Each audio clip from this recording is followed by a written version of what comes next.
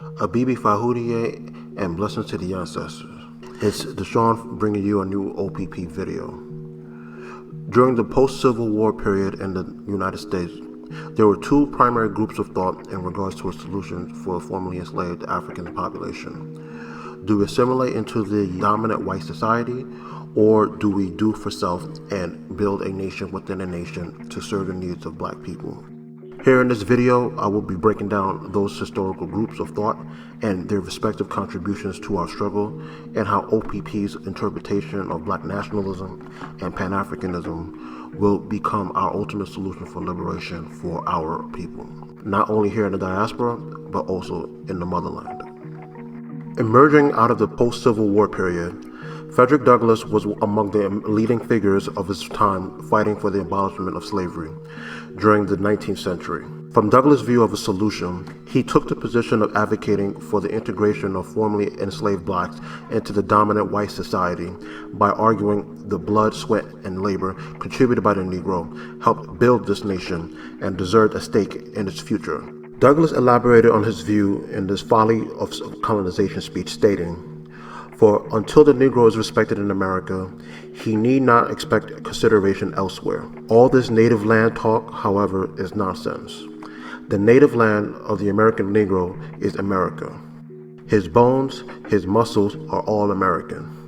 His ancestors for 270 years have lived and labored and died on American soil, and millions of his posterity have inherited Caucasian blood." In the years following Douglass, another spokesman arose in favor of this integrationist approach in the form of a young W.E.B. Du Bois. As an accomplished scholar, co-founder of the NAACP, and an example of the quote-unquote talented 10th, Du Bois shared a similar view with Douglass, arguing that appeals to the white power structure could be possible by educating white people about their ignorance of racism through scientific data studies, which resulted in his great literary work, The Souls of Black Folk. Du Bois took this position for several decades until his disillusionment with the lack of response to black suffering by his powerful white allies in the depths of the 1930s Great Depression. Soon after, Du Bois soon adopted some of his former political rivals' do-for-self philosophies, such as Marcus Garvey, who we will touch upon later. Du Bois shifted to advocate for more self-help economic strategies, such as the formation of black cooperatives. Du Bois elaborated this new political thought in his autobiography, The Dusk of Dawn, stating, "I did not believe that a further prolongation of looking for salvation from the whites was feasible. So far as they were ignorant of the result of race prejudice, we taught them. But so far as their race prejudice was built and increasingly built on the basis of the income which they enjoyed, and their anti-Negro bias consciously or unconsciously formulated in order to protect their wealth and power, insofar our program must be changed, and we must seek to increase the power and particularly the economic organization among Negroes to meet this new situation." A great documentary by the brother out of Philly named Omowale Africa, called An Un-American Dilemma, details part of Du Bois' political transformation, which I encourage you guys to check out on your own. Link is in the description also. Ultimately, the modern iteration of the assimilationist thought was seen in the rise of Dr. Martin Luther King and the Civil Rights Movement during the 1950s and 1960s. Building upon the work of Du Bois and Douglass, Dr. King articulated his own vision for Black America to be integrated into the dominant white society through the dismantlement of legal segregation in the Jim Crow South and black access to full citizenship under the law.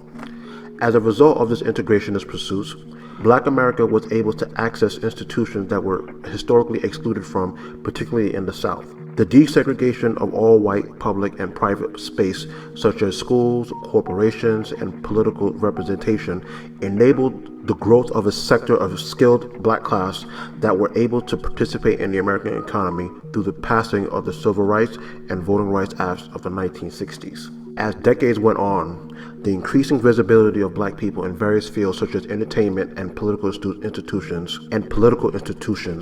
gave Black America the illusion of inclusion of the fruits of the American dream. But deep below that black cosmetic aesthetic, the true reality of Black America were soon to be exposed. Coinciding this same time period, post-1960s was the ongoing deindustrialization of the Western world, where factory jobs formerly held by black workers were being offshored to Asian countries by the 1970s. The little wealth our previous generations held in jobs and in our home were gradually eroded. These economic conditions further led to the impoverishment of black families in the inner cities and ultimately subjected them to the social conditions in which black youth turned to hustling, drug dealing, and forming gangs as a way of survival and their coping mechanisms. This further led to the hypercriminalization of black people entering the 1980s and 1990s, where black people were the prime targets of the war on drugs programs and the 1990s crime bill, none of which addressed the core economic conditions which caused the problems, but instead locked up generations of our people in the criminal system. This is what leads us to the nationalist argument, which we will give historical context and its potential benefits to our people. The earliest known form of modern black or African nationalism was articulated by Martin Delany. As an abolitionist, physician, and journalist in the 19th century, Delany advocated for collective self-determination and racial unity amongst African peoples and for mass migration of formerly enslaved Africans back to the motherland. Delany articulates his views stating, "There have in all ages, in almost every nation, existed a nation within a nation, a people who, although forming a part or parcel of the population, were forced to do so due to their circumstances." The next iteration of black nationalism, which became the most successful, was the Universal Negro Improvement Association, or in other words, the UNIA, led by the most honorable Marcus Garvey. As a native of Jamaica, Garvey started the UNIA in 1914 in the island country and brought the organization to the United States in 1916. Bringing his own gospel of black liberation, Garvey preached to the black African masses of the diaspora, encouraging racial uplift, collective do-for-self development as solutions to our problem as a people. Building the organization up to several million members, Garvey launched several developmental projects to pursue these goals, which we will cover in a few. Garvey explained his cause in The Philosophy and Opinions of Marcus Garvey, edited by his wife Amy Jacques Garvey, stating, "So as long as the Negroes occupy an inferior position among the races and nations of the world, it will be profitable for them to keep up their system of superiority. But when the Negro lifts themselves from their low state to the highest human standard, the Negro will be in a position to stop begging and praying and demand a place that no individual, race, or national will be able to deny." Following the UNIA movement, the Nation of Islam achieved similar success in Black America under the Nationalist banner. Founded by Wallace Fard Muhammad and later led by his pupil Elijah Muhammad, the NOI combined elements of black nationalism and its own religious interpretation of Islam to build a program that cleaned up inner city blacks and transformed them into disciplined and productive members of society.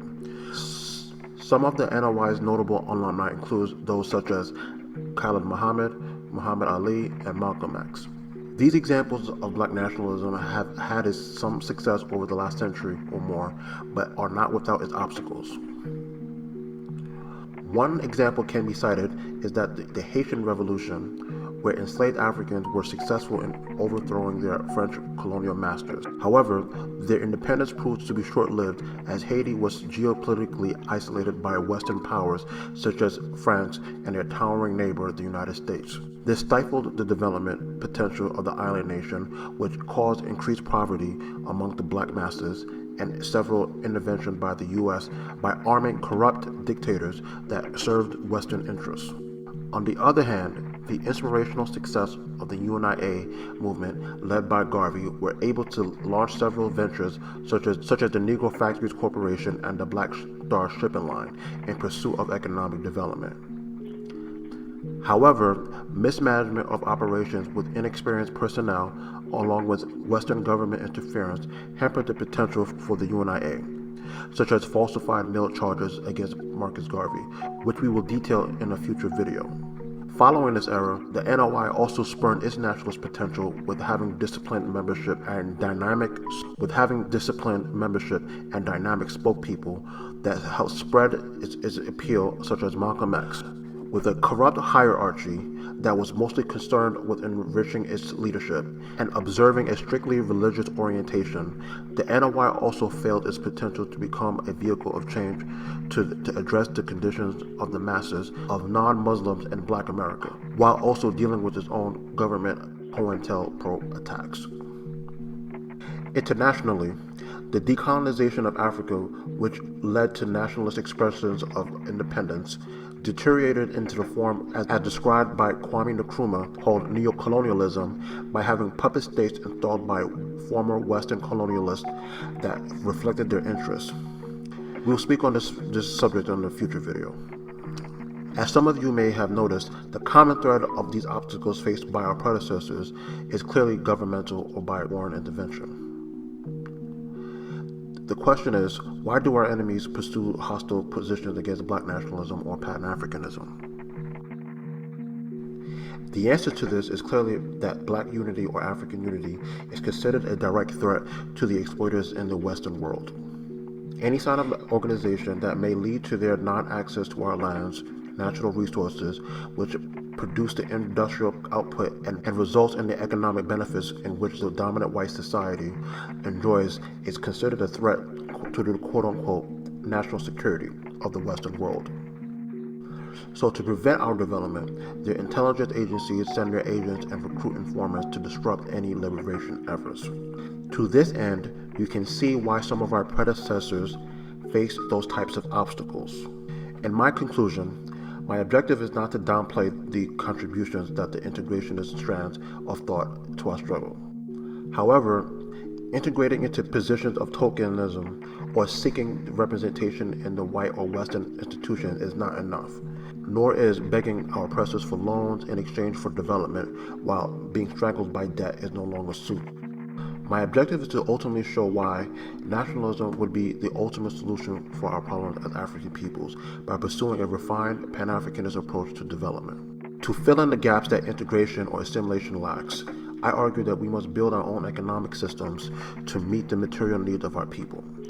From building our own infrastructure that provides our own healthcare and basic utilities, and to building our industrial capacity to produce the goods we consume or trade with, is imperative for our future sustainability as a people.